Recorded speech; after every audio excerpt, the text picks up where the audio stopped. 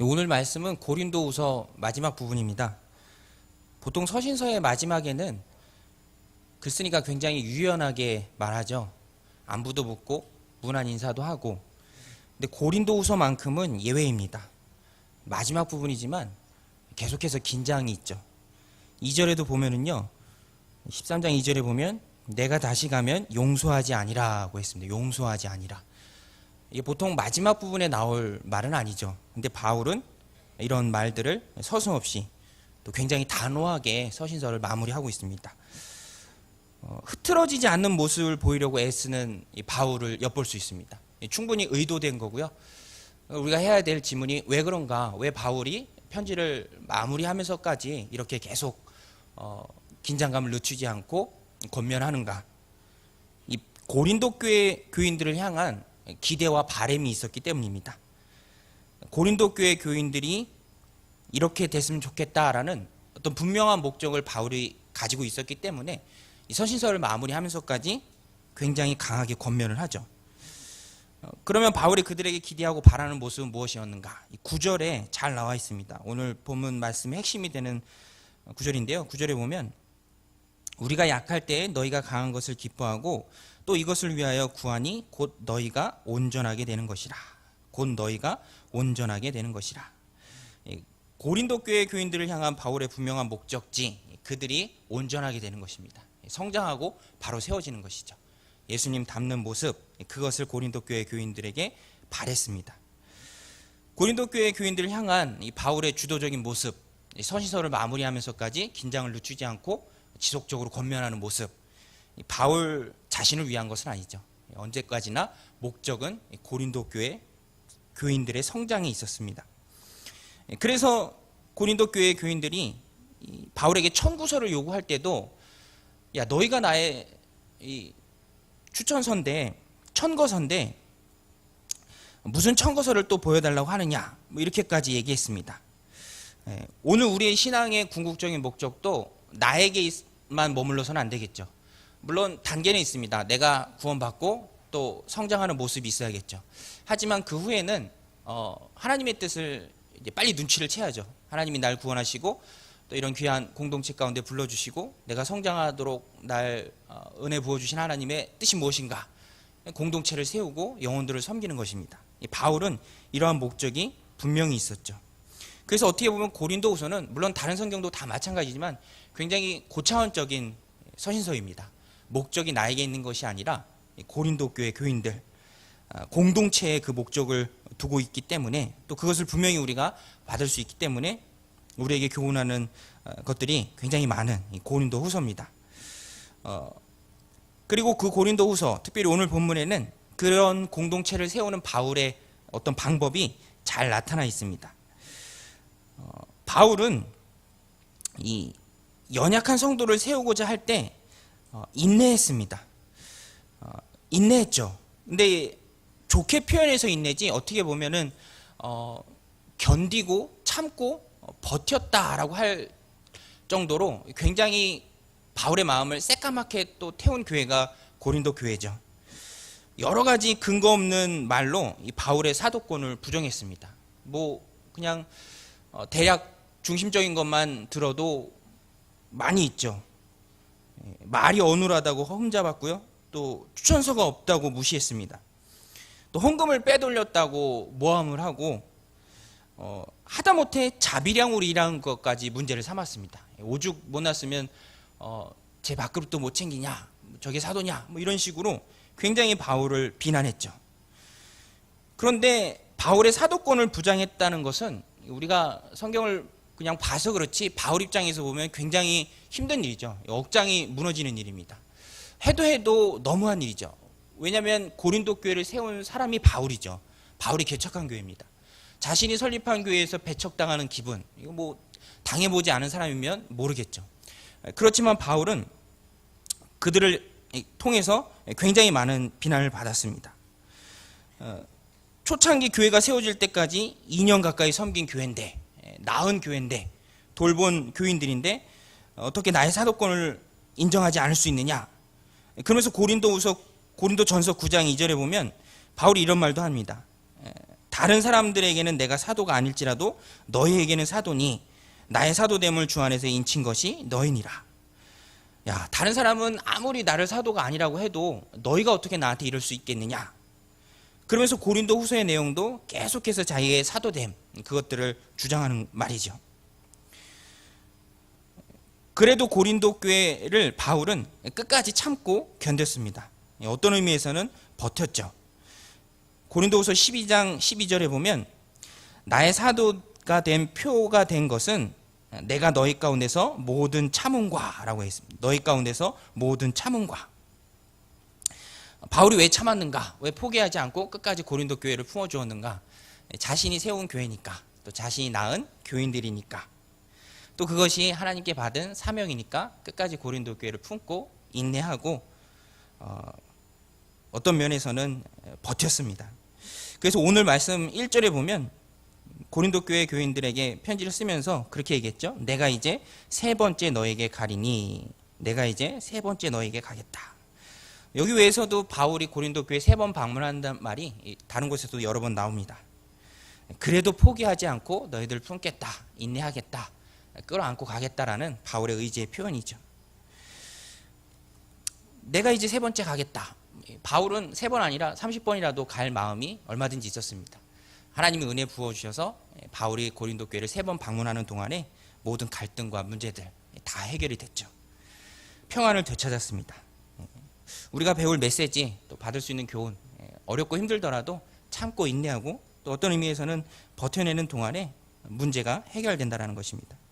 아무리 철없고 철없는 사람이라 할지라도 견뎌주고 기다려주면 변합니다. 성장하죠. 빨리 자라라고 쪼고 또 다그친다고 해서 그 사람이 변하거나 성장하는 것이 아니라 품어주는 모습이 있어야 하는 것입니다. 그러므로 오늘 우리도 모든 일, 무슨 일이든지 이 바울처럼 어렵고 힘들더라도 포기하지 않고 끝까지 진득하게 기다리는 모습이 있어야죠. 어려운 상황 속에서도 하나님을 바라보고 견디는 것이 믿음입니다. 그래서 믿음 좋은 사람들 보면 항상 버텨내는 모습들이 있더라고요. 저 정도도 버텨내는구나, 이기는구나, 참고 인내하는구나.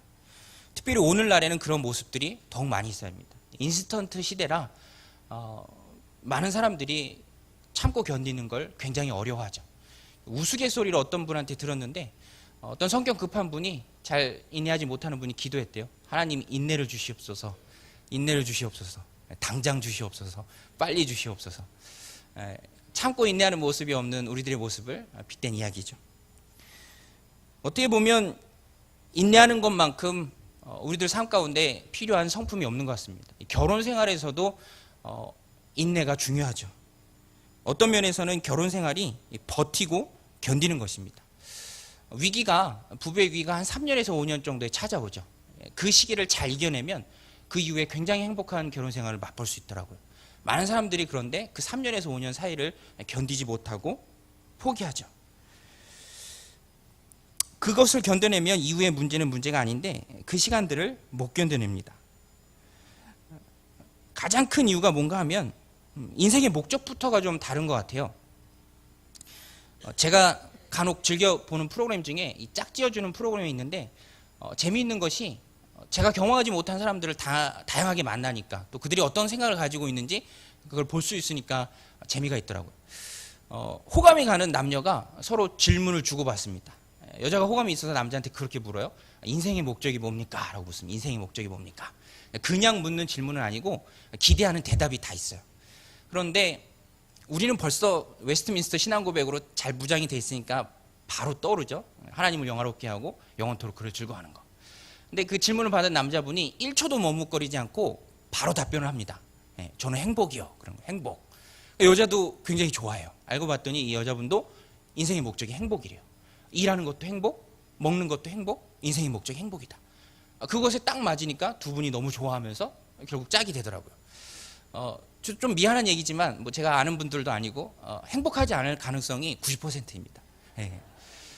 행복은요, 행복을 목적으로 삼는다고 주어지는 게 아닙니다. 행복은 하나님이 주신 짝을 부부가 한 팀이 되어서 하나님을 위해 살 때 어떤 면에서는 버티고 인내하고 견디고 참을 때 하나님이 보상으로 주시는 게 행복이죠. 그러니까 행복이 목적이 되는 순간 행복하지 못할 가능성이 뭐 100%라고 말할 수 없겠지만 90% 이상이죠. 첫 단추부터 잘못 끼워진 거니까 끝이 좋을 리가 없습니다. 언제든지 목적은 행복이 아니라 하나님이 되어야죠. 바울, 이 고린도 교회를 향하면서 모든 시험, 모든 고난 다 이겼습니다. 그때 하나님이 바울에게 행복을 주시죠. 고린도 교회가 평안해지고요. 그 평안해진 고린도 교회에서 겨울을 나면서 쓴 성경이 바로 로마서입니다. 로마서. 복음의 진리, 로마서. 그러므로 우리도 어떤 어려움이 있더라도 힘들더라도 하나님의 선물을 기대하면서 현재의 고난, 장차 우리가 보게 될 영광과 좋게 비교할 수 없음을 믿고 고백하면서 우리가 힘들더라도 참고 인내해야 하는 것입니다. 또 바울은 두 번째로 기도했죠. 성도들을 온전히 세우기 위해서 바울은 열심히 기도했습니다. 오늘 말씀 7절 9절에 보면 구한다라는 말이 두 번 반복해서 나옵니다. 7절에 우리가 하나님께서 너희로 악을 조금도 행하지 않게 하시기를 구하노니 그랬죠. 구하노니. 9절에도 또 이것을 위하여 구하니 곧 너희가 온전하게 되는 것이라. 바울은 고린도 교회 성도들을 세우기 위해서 열심히 분주하게 뛰어다녔습니다. 뭐 3번이나 방문했고요. 지금과 같은 교통이 아닐 때 그 먼 거리를 3번만이나 방문했다는 것은 굉장한 겁니다. 사자들도 여러 명 보냈습니다. 디도부터 시작해서 여러 명 보냈고요. 또 서신서도 3번이나 썼습니다. 인간적인 노력도 많이 했지만 그와 더불어서 우리가 주목해 보아야 할 것, 바울은 그들을 품고 열심히 주님께 기도했습니다. 바울이 최선을 다해서 기도했던 이유가 무엇인가? 뭐 간단하죠. 기도에는 역사하는 힘이 많기 때문입니다. 야고보서 5장에도 의인의 간구는 역사하는 힘이 많다고 했습니다. 모든 일의 주관자 사람이 아니죠. 하나님이죠. 그러므로 우리는 일도 하지만 동시에 열심히 엎드려 기도해야 하는 것입니다. 그 일을 이루시고 성취하시는 분이 하나님이기 때문에 하나님 앞에 나와 무릎 꿇고 구하는 인생이 지혜로운 인생이죠. 출애굽기 17장에 보면 이스라엘 백성이 처음으로 치른 전쟁 이야기가 나오죠. 아말렉과의 전쟁. 근데 재미있는 것은 밑에 평지에서 아말렉과 전쟁을 하는 그 르비딘 광야에서 전쟁을 하는 사람은 이스라엘 백성과 여호수아지만 동시에 모세 그리고 아론과 훌도 산에 올라가서 그 전쟁을 기도로 돕죠. 17장 10절에 보면 여호수아가 모세의 말대로 행하여 아말렉과 싸우고 그 다음에 뭐라고 하냐면 모세와 아론과 훌은 산꼭대기에 올라가서 모세가 손을 들면 이스라엘이 이기고 손을 내리면 아말렉이 이기더니 누가 일하는 거죠? 둘 다 일하는 거죠. 밑에서 싸우는 사람도 일하는 것이고 기도하는 사람도 일하는 것입니다. 우리가 잊지 말고 명심해야 할 것, 무슨 일을 하든 기도가 일하고 기도가 승리를 준다는 것입니다. 그러므로 우리도 기도에 힘써야죠. 기도할 때 힘이 나고요. 기도할 때 마음 가운데 담대한 마음, 또 든든한 마음이 생깁니다. 흔들리지 않는 든든한 마음. 다 기도에서 나오는 것이죠. 저도 요새 든든한 게 있는데 저희 집 김치 냉장고에 김치가 가득 찼습니다. 본가에서도 가져오고 처가에서도 가져오고 이분 저분이 줘서 김치 냉장고에 김치가 가득 찼어요. 또 어머니께서 농사 짓고 쌀 가져가라 그래서 쌀도 2가마나 가지고 있어서 든든합니다. 쌀도 있고 김치도 있고. 근데 이건 어디까지나 육신적인 든든함이죠. 한계가 있습니다. 통장의 잔고도요 많이 있을 땐 든든하지만 또 어느샌가 다 빠져버립니다. 유한한 것이죠. 본질적이고 영적인 든든함은 언제든지 기도에서 오는 겁니다. 기도. 그래서 저는 기도를 쌓는다라는 표현이 굉장히 좋은 것 같더라고요. 기도를 쌓는다. 조금씩 기도의 재단을 쌓아나가는 것이죠. 하남성전 사무실에서 창문 밖을 보면 공사를 하고 있기 때문에 그 큰 트럭들이 굉장히 분주하게 움직여요. 근데 그 모습을 가만히 보고 있으면 어떤 마음이 드냐면 부러운 마음도 들고 또 한편으로는 굉장히 큰 도전도 됩니다. 뭐 때문에 부럽고 뭐 때문에 도전이 되는가? 부러운 것은 일한 결과가 바로바로 나타나더라고요. 아무리 많은 흙도 한나절 포크레인이랑 큰 트럭들 왔다 갔다 하면 어마어마한 양의 흙을 퍼다 나르더라고요. 근데 우리가 하는 영적인 일, 특별히 영혼을 돌보는 일, 바로바로 성과가 눈앞에 나타나는 건 아닙니다. 그럴 때 좀 답답함이 있는데 그런 것을 보면 좀 부럽죠. 그러면서도 도전이 되는 게 뭐냐면 야, 저분들처럼 나도 열심히 일을 해야겠다. 그런 도전이 듭니다. 비록 성과가 눈앞에 바로바로 나타나지는 않지만 예수님도 말씀하셨잖아요. 보지 않고 믿는 자는 복되도다 말씀하신 것처럼 그 영혼들 돌보고 영적인 일을 함에 있어서 저들처럼 부지런히 해야겠다. 우리의 일이 영적인 일이 힘써야 할 일이 기도하는 거죠. 기도의 재단을 쌓는 것입니다. 열심히 흙을 퍼다 나르는 사람들이 있는가 하면 우리는 또 열심히 기도의 제한을 쌓는 것이죠. 하루아침에 영적인 거장이 되는 것이 아니라 벽돌 하나 놓는 마음으로 기도의 제한을 쌓아나가는 것이 중요한 것입니다. 바로바로 드러나지 않지만 맡겨진 영혼을 위해서 기도하는 모습 너무너무 필요하죠. 그래서 사무엘도 사무엘상 12장 23절에 나는 너희를 위하여 기도하기를 쉬는 죄를 여호와 앞에 결단코 범하지 아니하고 이렇게 얘기했습니다. 기도하기 쉬는 죄를 여호와 앞에 결단코 범하지 아니하고. 바울은 이 성도들을 온전하게 세우기 위해 열심히 기도했습니다. 열심히 구했죠. 그러므로 우리도 열심히 기도해야 합니다. 기도가 마르며 영성이 마르고요. 하나님의 마음을 모르기 때문에 언제든지 불평과 불만이 우리 가운데서 터져나올 수 있습니다. 기도해야 하나님의 마음을 아는 것이죠. 특별히 우리가 기도에 힘써야 할 것은 또 영적인 지도자를 위해서 힘써야 합니다. 그 스가랴 13장에 보면 목자를 치면 양들이 흩어진다는 말이 있어요. 목자를 치면 양들이 흩어진다. 그래서 언제든지 마귀의 공격은 목자에게 집중돼요. 목자에게. 우리가 열심히 기도할 때 담임 목사님을 위해서도 열심히 기도해야 됩니다.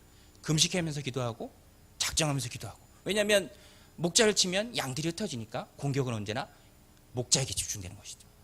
열심히 목자를 위해서 기도하고 그래야 하는 것입니다. 열심히 하나님 앞에 나아가 내 힘이 아닌 기도로 하나님의 일들을 이루어가고 또 하나님 앞에 엎드려 구하는 인생이 지혜로운 인생이죠. 마지막으로 바울은 고린도 교회 교인들을 세우면서 굉장히 이를 지혜롭게 했습니다. 10절에 보면 바울의 지혜를 잘 볼 수 있는데요.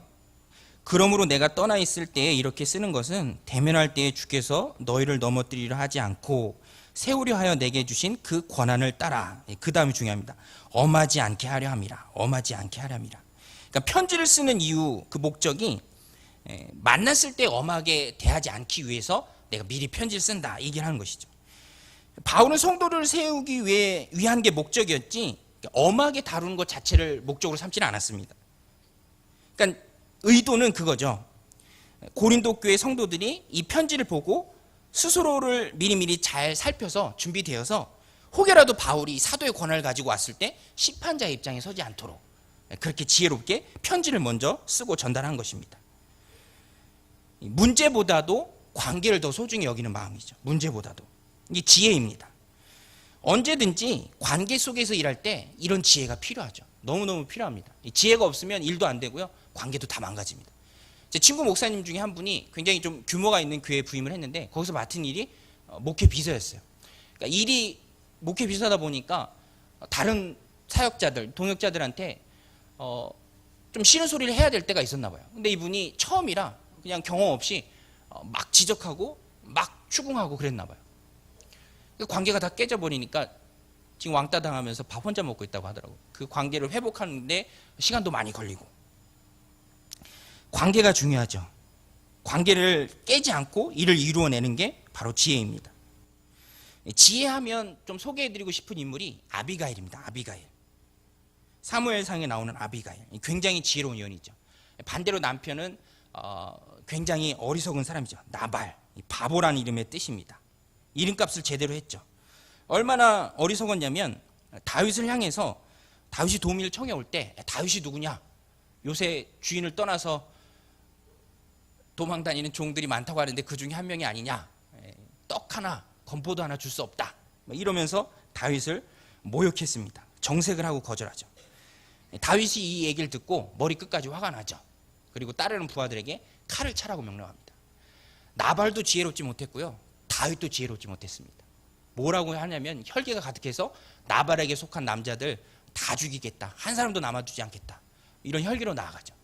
그 가운데 지혜 있는 여인 딱 한 사람 아비가일이었습니다. 아비가일. 먼저 다윗이 온다는 소식을 듣고요. 아무 말 없이 명령을 하죠. 고기 준비해라. 떡 준비해라. 포도주 준비해라. 그리고 다윗 앞에 가서 납작 엎드려서 얘기합니다. 바보를 왜 죽이려고 하십니까? 그 이름대로 나발은 진짜 바보입니다. 바보 죽이고 나중에 이제 왕 되실 텐데 그때 가서 후회하면 뭐 하겠습니까? 바보 죽이고 명예 잃으시겠습니까? 바보 살리고 명예를 살리겠습니까? 다윗이 듣고 보니까 딱 맞는 말이거든요. 그러면서 나중에 다윗이 아비가일에게 뭐라고 얘기하냐면 사무엘상 25장에 보면 이렇게 얘기하죠. 다윗이 아비가일에게 이르되 오늘 너를 보내어 나를 영접하게 하신 이스라엘 하나님 여호와를 찬송할지로다. 또 내 지혜를 칭찬할지며 하죠. 또 내 지혜를 칭찬할지며 또 내게 복이 있을지로다. 오늘 내가 피 흘릴 것과 친히 복수하는 것을 내가 막았느니라. 오늘 우리도 하나님의 일들을 할 때, 또 영혼들을 세워나갈 때, 공동체를 세워나갈 때 나발처럼 우둔할 때가 많이 있습니다. 영적인 일뿐만 아니라 다른 일도 다 마찬가지죠. 지혜가 없으면 관계도 깨어지고 일도 안 됩니다. 눈앞의 이익보다 훨씬 더 중요한 것은 관계고요. 그 가운데 필요한 것이 바로 하나님이 주시는 지혜죠. 바울은 고린도 교회를 대하면서 엄하게 했습니다. 맞아요. 엄하게 했는데 그러면서도 관계를 소중히 여기는 그런 지혜가 있어요. 나중에 바울을 다 영접하고 회개하고 돌아오는 모습이 있었죠. 특별히 영혼들을 섬기는 일에는 우리가 지혜로워야 되는데 그러면 어떻게 하면 우리가 지혜로울 수 있을까? 지혜로우신 분은 하나님이죠. 하나님의 지혜가 우리에게 흘러오는 것입니다. 내 안에 지혜가 있는 것이 아니라 하나님의 지혜가 나에게 오는 것이죠. 그래서 지혜는 배우는 겁니다. 하나님께도 배우고요. 또 지혜로운 사람들을 통해서도 배우는 것이죠. 주변에 지혜로운 사람이 있으면 그 사람을 잘 보고 배우는 모습이 정말로 중요합니다. 예수님께서도 불의한 청지기 비유를 말씀하시면서 빛의 아들들보다 더 지혜롭다고 하면서 2세대의 아들을 칭찬하셨습니다. 지혜가 필요하다는 거죠. 그리고 제자들을 파송하면서도 비둘기처럼 순결하면서 동시에 뱀처럼 지혜로우라 이렇게 말씀하셨습니다. 말씀의 결론입니다. 바울이 고린도후서를 쓴 목적은 성도를 바로 세우는 것이죠. 고린도 교회를 3번이나 방문한 것도 이 성도를 바로 세우는 것이 목적이었습니다. 성도를 바로 세우기 위해 바울은 어려움이 있더라도 힘들더라도 참고 인내하고 어떤 의미에서는 버텼습니다. 또 바울은 기도했죠. 내가 일하는 것만이 아니라 내 뒤에서 기도가 일하는 것이기 때문에 기도하기를 쉬지 않았습니다. 마지막으로 항상 지혜롭게 일했습니다. 호되게 다그치고 몰아세우기보다는 지혜롭게 관계를 소중히 여겼죠. 오늘도 하나님이 우리에게 주신 귀한 삶 가운데 또 공동체를 세워나가는 가운데 바울처럼 또 힘있고 지혜롭게 주님께 간구하면서 공동체를 바로 세우는 또 믿음의 신실한 종들 되기를 주님의 이름으로 부탁드립니다. 우리 기도하시겠습니다.